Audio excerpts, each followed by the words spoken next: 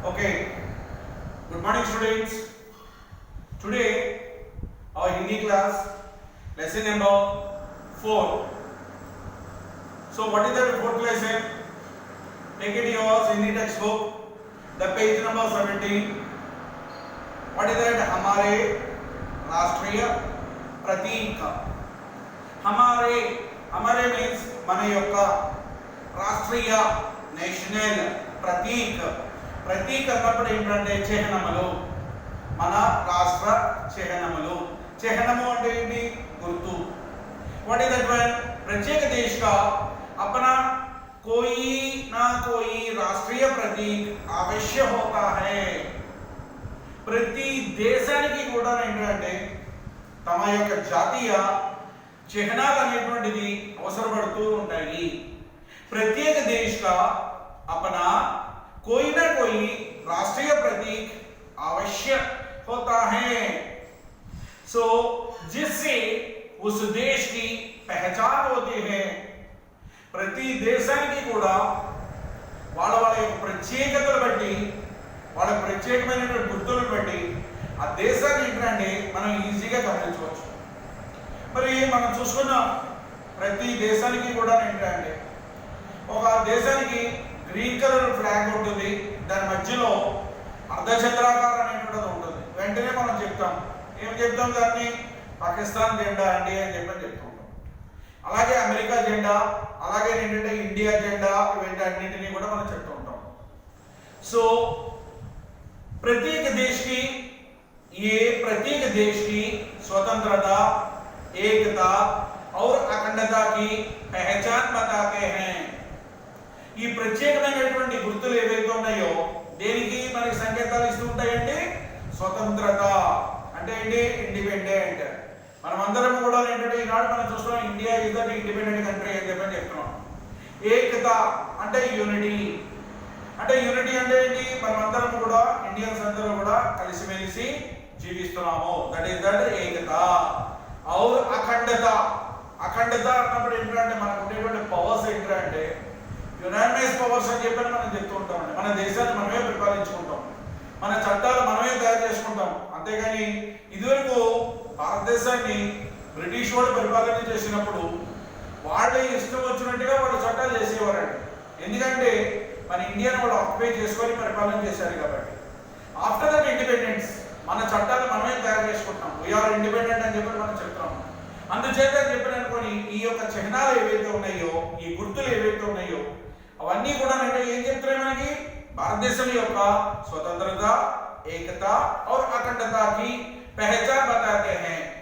The 15 अगस्त 1947 అంటే 15 अगस्त 1947 को हमारे देश को आजादी मिली थी. ఆజాదీ అన్నప్పుడు ఏంటంటే స్వతంత్రము అంటే ఇండిపెండెంట్. ఎప్పుడు వచ్చిందంటే మనకి 15 ఆగస్ట్ 1947 లో మనకి స్వతంత్రం అనేటువంటిది వచ్చింది మన దేశానికి. ఆ రోజు మనం చూస్తున్నాం ప్రతి రోజు కూడా, ప్రతి సంవత్సరం కూడా 15 ఆగస్ట్ వచ్చినప్పుడు మన ఇండిపెండెన్స్ డే అని చెప్పి మనం చేసుకుంటాం. మనందరికీ తెలుసు కదండి. మనం ఏంటంటే స్కూల్కి వచ్చినప్పుడు జెండా ఎగరేస్తాం. ఆ రోజు ఏంటంటే మేడం గారు కానీ సార్ కానీ మనకి వాళ్ళు సందేశం ఇస్తారు, మంచి స్వీట్లు పంచి పెడతారు, ఎంతో ఆనందంగా ఉత్సాహంగా మనం జరుపుకుంటూ ఉంటాం.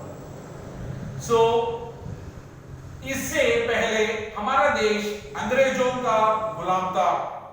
మరి 15 ఆగస్ట్ 1947 ముందు మనం అందరం కూడా ఏంటంటే మన ఇండియన్స్ అందరూ కూడా ఎవరికి బానిసలు అయిపోయినాం? గులాం అంటే బానిస. అంటే ఎవరికి బానిసలు అయిపోయినాం? బ్రిటిష్ వాళ్ళకి ఏంటంటే బానిసల కింద మనం ఉన్నాం. उस समय हमारा कई राष्ट्रीय प्रतीक भी नहीं था. మరి ఆ టైంలో ఏంటంటే మనల్ని వాళ్ళు ఏం చేశారు? మన పరిపాలన చేసుకుంటూ వచ్చారు. మనకంటూ ప్రత్యేకంగా ఏంటంటే గుర్తులు, జాతీయ గుర్తులు అనేటువంటిది ఏమీ లేవండి. ఎందుకని? బ్రిటిష్ వాళ్ళ గుర్తులు మాత్రమే ఉండేవి, మన గుర్తులు అనేటువంటి ప్రత్యేకంగా లేవు. సో किंतु आज विश्व में हमारी अपनी एक अलग पहचान है. किंतु లేకపోయినా ఇప్పుడు ఏమైపోయింది? భారతదేశం అనేటువంటిది ప్రపంచంలో ఏంటంటే ఒక అగ్రస్థానంలో నిలబడుకుంటూ వచ్చిందండి. ఎలాగా? దీని లోపల किंतु आज विश्व में हमारी अपनी एक अलग पहचान है. अपनी एक अलग అంటే ఏమవుతుందండి? మనకి వివిధ దేశంలో అనేటువంటిది మనం ఒక గుర్తు అనేటువంటి మనకు వస్తూ ఉంటుందండి. ఎలాగ గుర్తు దీని లోపల ప్రత్యేకంగా మనం చెప్పుకోవాలంటే మనకి ఒక ప్రత్యేకమైనటువంటి గుర్తింపు అనేటువంటిది ఉంది. ఎలాగా ద పెహచాన్ హే జో ఇస్ ప్రకార్ హే, దేని బట్టి మన గుర్తులు ఏంటంటే జాతీయ చిహ్నాలు ఏవైతే ఉన్నాయో వాటిని బట్టి ఏంటంటే మన ఇండియన్స్, మనం ఇండియా, వీళ్ళు ఇండియన్స్ రా అని చెప్పని మనం చెప్తూ ఉంటారు. దాంట్లో ప్రధానమైన ఫస్ట్ వన్ ఏంటంటే రాష్ట్రీయ చైన్, దాన్ని ఏంటంటే నేషనల్ ఎంబ్లెమ్ అని చెప్పి అనుకుని మనకి అనిపిస్తుంటాం. ఎంబ్లెమ్ అంటే ఏమవుతుందండి? గుర్తు. మన గుర్తు ఏంటి? దీని లోపల మనం చూస్తే हमारा राष्ट्रीय चेन अशोक स्तंभ था, स्तंभ है. మరి ఇక్కడికి వచ్చినప్పుడు ఏంటంటే థాకి హ్యాకి తేడా ఏంటి? థా అన్నప్పుడు ఏంటంటే అయిపోయింది అక్కడ, కానీ మాత్రం ఏంటంటే ప్రస్తుతం మనకి అశోక్ స్తంభ హై, హై అన్నప్పుడు ప్రస్తుతం కూడా కంటిన్యూస్, ప్రెజెంట్ కంటిన్యూస్ టెన్స్ లో ఇది ఉంటూనే ఉంది. అంటే ఏంటంటే అశోక స్తూపము అని చెప్పిన మనకి ఆకేస్తాం. మీరు ఎప్పుడైనా చూసారంటే అశోక స్తూపం దాని లోపల ఏంటంటే 3 లైన్స్ అని చెప్పి మనం చెప్తుంటారు. కానీ ప్రత్యేకంగా మీరు తెలుసుకోవాల్సినటువంటిది దాంట్లో 4 లైన్స్ ఉంటాయండి. ఆ 4 లైన్స్ కూడా దేనికి గుర్తులు అంటే the east, west, south and north, ఈ 4 డైరెక్షన్స్ లో కూడా ఏంటంటే అవి కాపలా కాస్తున్నట్టుగా ఏంటంటే మనకి చూపిస్తూ ఉంటుంది. దీన్నే ఏంటంటే అశోక స్తూపము అంటాము, లేదు అశోక స్తంభము అని చెప్పి అనుకుని కూడా మనకి ఆకర్షణ. हमारे राष्ट्रीय चिन्ह में 4 सिंह है. सिंह అన్నప్పుడు ఏంటంటే లైన్స్, 4 లైన్స్. మన యొక్క చిహ్నంలో ఏముంటుందండి? 4 లైన్స్ ఉంటాయి. इनको मुंह चारों दिशाओं की ओर है. మరి ఈ వీడియో మొహము, ముహ్ అన్నప్పుడు ఏమవుతుందంటే మొహము. ఈ మొహం అనేటువంటిది ఏంటండి?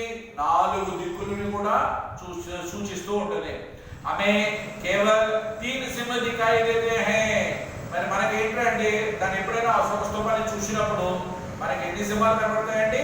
ఓన్లీ 3 లైన్స్ మాత్రమే కనబడతాయి.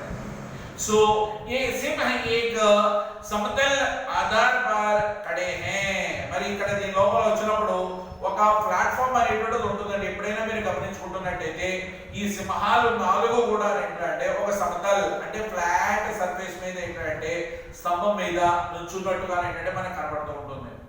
सो इसी आधार पर एक हाथी, एक घोड़ा, एक बैल और सिंह अंकित है. మరి ఇక్కడికి వచ్చినప్పుడు ఏంటంటే ఆ స్తంభాన్ని మీరు జాగ్రత్తగా కానీ చూసినట్టయితే దాని లోపల ఏంటంటే మనకి ఏముంటుందండి? ఏక హాతీ, ఒక ఏనుగు అనేటువంటిది బొమ్మ కనబడుతుంది. రెండవది ఏక ఘోడ, ఒక గుర్రం అనేటువంటిది కూడా కనబడుతుంది. ఏక బైల్, బైల్ అంటే ఏమవుతుందంటే ఆక్స్, ఒక ఎద్దు కూడా మనకు కనబడుతూ ఉంటుందండి. और सिंह अंकित है, అక్కడ వచ్చినప్పుడు ఏంటంటే దీని లోపల మనం చూసాము అంటే ఒక సింహం బొమ్మ కూడా ఏంటంటే దానికి అంకిత హై అంటే దాని మీద తాపడం చేసినట్టుగా మనకు కనబడుతూ ఉంటుందండి. द सामने की और घोड़े और बैल के मध्य एक चक्र है. మరి ఈ దూరమున గాని మనం చూసినట్లయితే దీని లోపల మీకు ఏం కనబడుతుందండి? सामने की और घोड़े और बैल के मध्य అంటే ఇక్కడ వచ్చినప్పుడు గోడే అంటే గుర్రము, నెక్స్ట్ వచ్చినప్పుడు బైల్ అన్నప్పుడు ఏంటంటే ఎద్దు, ఈ రెండింటి మధ్యలో కూడా ఏంటంటే ఒక చక్రం అనేటువంటిది కనబడుతూ ఉంటుందండి. ఏక చక్ర హై, దాన్నే ఏంటంటే మనము ధర్మ చక్రము అని చెప్పి అనుకొని మనకు ఆకర్షిస్తాం. ఈ చక్రకి నీచే సత్యమేవ జయతే లిఖే హై. మరి ఇక్కడికి వచ్చినప్పుడు ఆ దాని ధర్మ చక్రానికి కింద ఏంటంటే కొన్ని మనకి అక్షరాలు కనబడుతూ ఉంటాయండి. దాంట్లో ఏముంటుంది? సత్యమేవ జయతే. ఎప్పుడు కూడా ఏంటంటే మనము నిజము అనేటువంటిది నెగ్గుతుంది. సత్యమేవ జయతే అని చెప్పని ఉంటుంది. जिसका अर्थ सदा सत्य की जीत होती है. దాని అర్థం ఏంటంటే ఎప్పుడు కూడా ఏంటంటే నిజానికే గెలుపు అనేటువంటిది ఉంటుందండి. దాన్ని ఏంటంటే మన ఇండియన్స్ ఏంటంటే మనం ప్రూవ్ చేస్తున్నాం. इस राष्ट्रीय चिन्ह को सारे सरकारी कागजों और नोटों पर देखा जा सकता है. మరి ఇవి ఎక్కడెక్కడ చూడొచ్చండి దీని లోపల? సారే సర్కారీ కాగజం అంటే అన్ని సర్కార్ అన్నప్పుడు ఏంటంటే ప్రభుత్వ కార్యాలయాల పైన కానీ ప్రభుత్వ కార్యాలయాలకు సంబంధించినటువంటి డాక్యుమెంట్స్ మీద కానీ లేదు మనం చూస్తాం నోట్లు ఏవైతే ఉన్నాయో మన కరెన్సీ నోట్లు ఏవైతే ఉన్నాయో ఆ కరెన్సీ నోట్ల మీద కూడా ఏంటంటే మనకి ఇవి కనబడుతూ ఉంటాయండి. సో ద నెక్స్ట్ వన్ ఏంటంటే మనం ఏం చెప్పుకుంటాం? రాష్ట్రీయ ధ్వజ్. ధ్వజ్ అన్నప్పుడు ఏంటంటే ఫ్లాగ్. రాష్ట్రీయ ధ్వజ్ అన్నప్పుడు ఏంటంటే నేషనల్ ఫ్లాగ్. ఇది మీ అందరికీ తెలుసు కదండి. మన నేషనల్ ఫ్లాగ్ అంటే ఏంటి అని చెప్పారని అనుకొని దీంట్లో వచ్చినప్పుడు 3 रंगों के मिलाकर बना यह तिरंगा झंडा भारत की आन बान शान का प्रतीक है। तिरंगा తిరంగా అంటే ట్రై కలర్ మనకి తెలుసు కదండి మీ అందరికీ మనకి పైన వచ్చేటప్పటికి సాఫ్రాన్ ఉంటుంది ద మిడిల్ దగ్గరికి వచ్చేటప్పటికల్లా ఏంటంటే వైట్ ఉంటుంది లాస్ట్ వచ్చేటప్పటికల్లా ఏంటంటే మనకి ఏముంటుందండి గ్రీన్ కలర్ ఉంటుందండి దీంట్లో వచ్చినప్పుడు ఏంటంటే దీనికంటే ఇది భారత్ కే ఆన్ ఆన్ షాన్ అండ్ బాన్ మరి ఇక్కడ ఏంటంటే మన యొక్క గౌరవానికి ప్రతీక అండి దీని లోపల మన ధైర్య సాహసాలకు ప్రతీక అండి రెండోది వచ్చినప్పుడు ఏంటంటే షాన్ మన యొక్క కీర్తి ప్రతిష్టలకు ప్రతీక అండి ఈ మూడు కలర్స్ కూడా దీంతో వచ్చినప్పుడు ఏంటంటే ఇస్మే సబ్సే ఊపర్ కేసరియా రంగ్ కేసరియా అన్నప్పుడు ఏంటంటే సాఫ్రాన్ అని చెప్పి మనం కనిపిస్తాం ఇంగ్లీష్ లో అయితే సాఫ్రాన్ అంటాము మన తెలుగులో అయితే కాషాయ రంగు అని చెప్పి మనం కనిపిస్తుంటాం ఈ కాషాయ రంగు మీరు ఎక్కువగా మీరు చూస్తూనే ఉంటారు ఎక్కడ చూస్తారు ఎవరు వేసుకుంటారు సాధువులు ఎవరైతే ఉన్నారో వాళ్ళు వేసుకుంటూ ఉంటారండి సాఫ్రాన్ అంటే దీని లోపల ఏముంటుందండి और सबसे नीचे मध्य में सफेद మరి మధ్యలో ఏ కలర్ ఉంటుందండి సఫేద్ అంటే వైట్ అంటే మధ్యలో ఏంటంటే వైట్ కలర్ ఉంటుందండి ద नीचे हरे रंग की दट पटुटी होती है మరి ఇక్కడ హరే రంగు అన్నప్పుడు ఏంటంటే గ్రీన్ కలర్ మరి కింద ఈ భాగంలో ఏం కనబడుతుందండి మనకి గ్రీన్ కలర్ లో ఏంటంటే కనబడుతూ ఉంటుంది सो मध्य में सफेद पटुटी पर नीले रंग का चक्र बना होता है మరి ఇక్కడ ఎప్పుడైతే వైట్ కలర్ లో ఏంటంటే మనకి ఒక చక్రం అనేటువంటిది కనబడుతూ ఉంటుందండి इस चक्र में 24 दथिलियां होती हैं మరి ఇక్కడ ఆటోమేటిక్ గా ఏంటంటే మనం చూస్తున్నామండి ఈ దీన్నే ఏంటంటే అశోక చక్రము అని చెప్పి కాకేస్తాము ఈ అశోక చక్రంలో ఏంటంటే దీని మరొక పేరు ఏంటంటే ధర్మ చక్రం అని చెప్పి కూడా కాకేస్తాము ఈ ధర్మ చక్రంలో మన సైకిల్ ఉన్నట్టుగా ఏంటంటే తిలియా అన్నటువంటి స్పోక్స్ మరి దీంట్లో ఏంటంటే 12 దీని లోపల మనం చూసుకున్నట్టయితే గీతలు చక్రం ఉంటుంది దాంట్లో ఎన్ని ఉంటాయండి గీతలు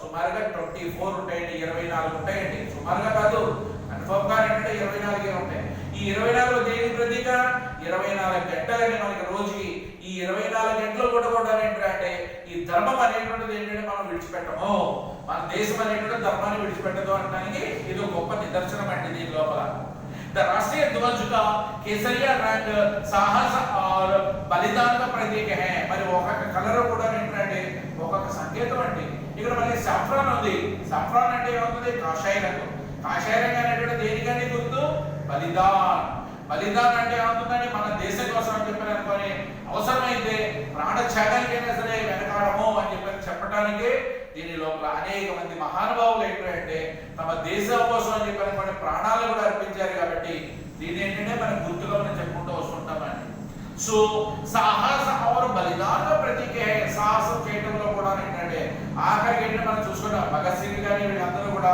చెడిపోవడానికైనా సిద్ధపడ్డారేమో తప్పించి తమ మాతృభూమిని రక్షించుకోవడంలో వెనకడుగు మాత్రం వేయలేదు సో ఇదే మన యొక్క ప్రతీక అండి సో రెండోది సఫేद रंग शांति और हरा रंग समृद्धि का प्रतीक है మరి ఇక్కడ సఫేద్ దేనికండి శాంతానికి శాంతం అంటే ఏమవుతుందంటే మన ఎవరితోటి కూడా దెబ్బలాడమండి ఎవరితోటి కూడా మన గొడవలు పడేటువంటి నైజం అనేది మన దగ్గర ఉండదు సఫేద్ అనేటువంటిది ఏంటంటే తెలుపు అనేటువంటిది శాంతికి నిదర్శనం అండి రెండోది ఇక్కడికి వచ్చినప్పుడు హరా అంటే అవుతుంది గ్రీన్ కలర్ ఈ గ్రీన్ కలర్ అనేటువంటిది దేనికండి సమృద్ధి అంటే మన దగ్గర ఏంటంటే పంటలకు కానీ లేదు తిండికి కానీ ఎక్కడ కూడా లోటు అనేటువంటిది ఉండదు అని చెప్పడానికి దీని లోపల ఏంటంటే హరా కలర్ అనేటువంటిది ఉంటుందండి हमें अपने राष्ट्रीय ध्वज का सम्मान करना चाहिए మనం ఎక్కడైనా సరే మనం చూస్తూ ఉంటాం చిన్న పిల్లలు కదండి మీరు ఎప్పుడైనా ఆగస్టు 15 నాడు ఏంటంటే మన జెండాని ఏంటంటే మన జేబులో తగిలించుకుంటాం మరి అటువంటిప్పుడు మనం ఏం చేయాలి వాటిని ఎంతో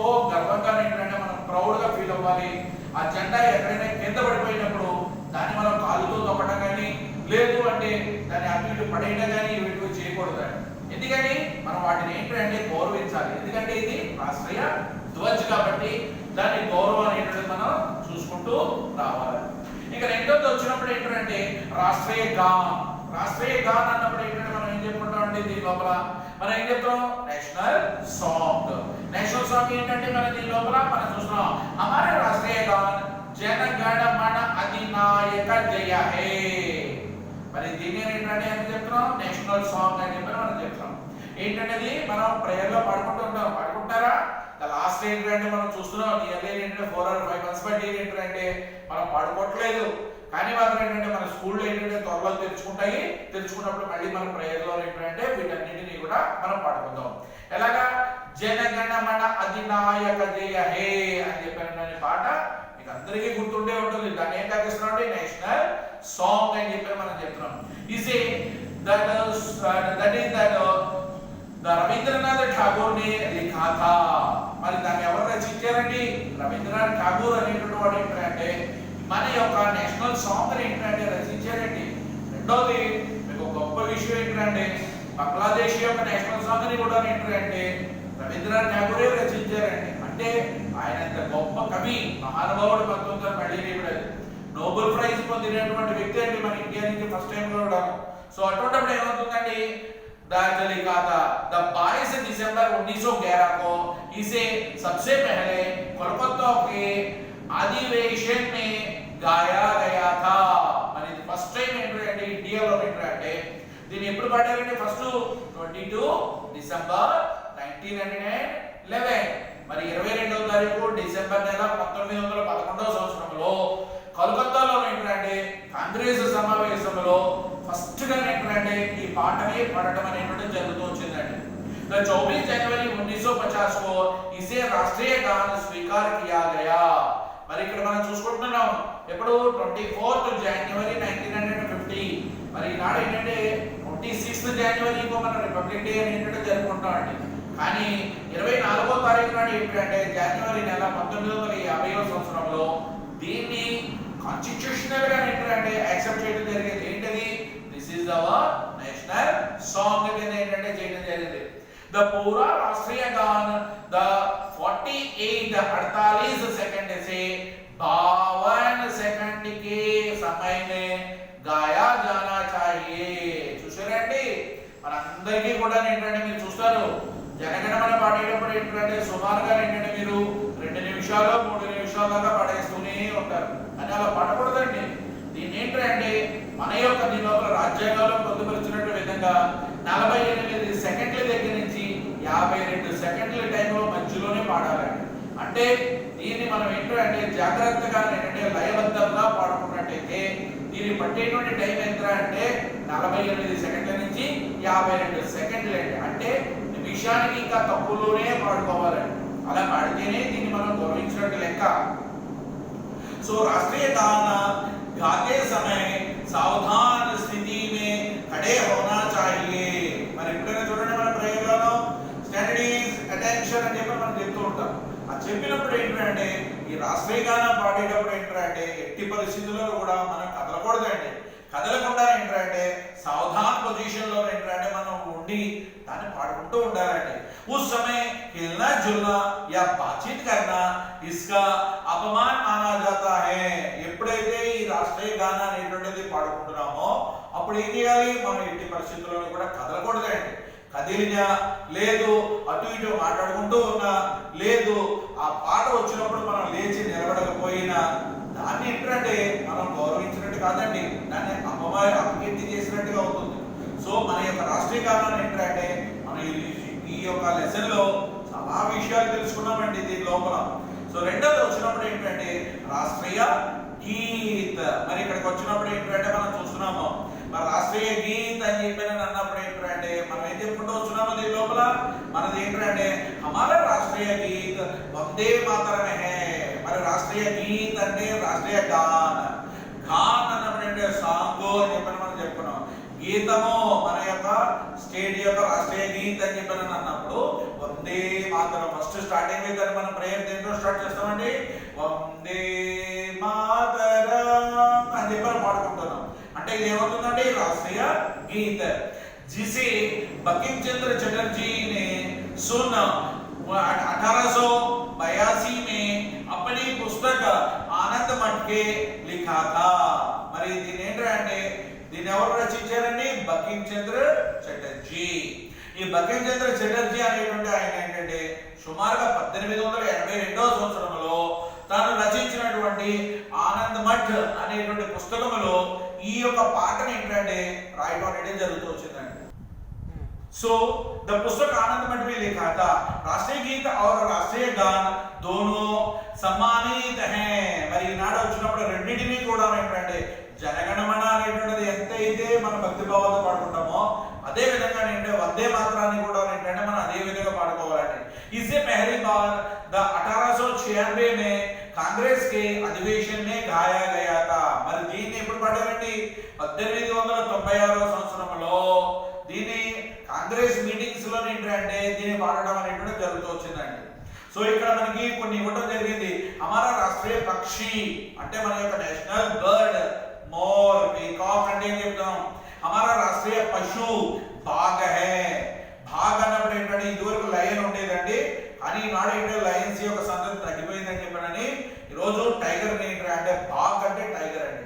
ఆ టైగర్ మనం తీసుకున్నాం. हमारे राष्ट्रीय फूल అంటే నేషనల్ ఫ్లవర్ అనేటువంటిది కమల్ అంటే లోటస్ అండి.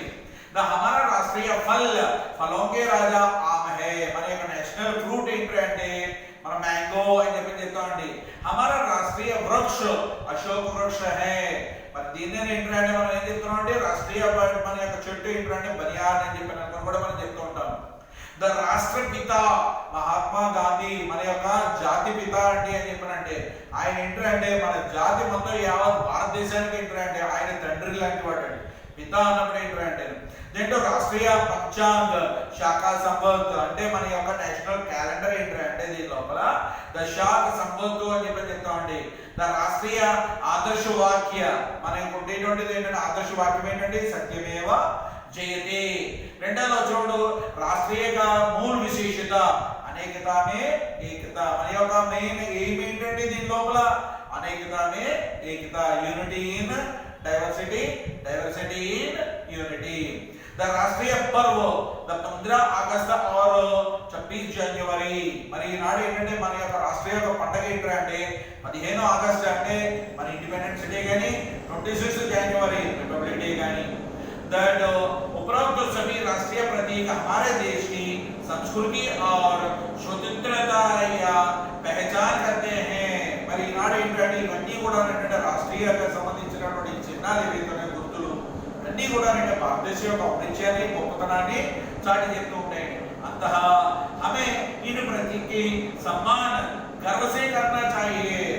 చివరిగా మనం చెప్పేటువంటిది ఏంటంటే we must and should be respect our national symbols. So వీటన్నిటిని కూడా మనం పాటిద్దాం, అన్నిటికీ కూడా ఆదర్శంగా నిలబడదాం. మనందరం కూడా ఏంటంటే we are all teachers students and we will follow what are the rules and regulations scripted by our constitution. Okay, thank you students. In the next class we will be continue the same fill in the grammar part. Thank you.